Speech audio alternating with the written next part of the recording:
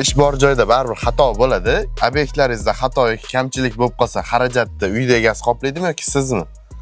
Hop, bu savolingizga aniq javob berishimdan oldin bitta narsani aytmoqchiman. Xato kamchilik bo'lmasligi uchun albatta imoratda loyihasini qildirayotganda arxitektorni eng mukammalini, eng yaxshisini tanlashingiz kerak bo'ladi. Chunki imoratning qurilishi albatta chizmaga qarab bo'ladi. Chizma mukammalmi, imorat ham mukammal bo'ladi. Endi xato kamchilik albatta hammada bo'ladi.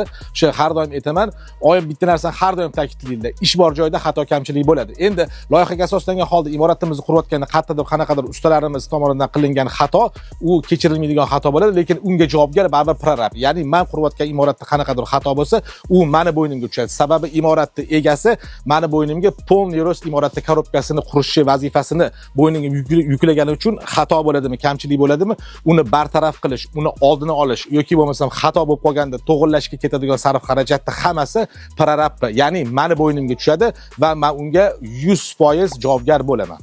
Salomat bo'linglar.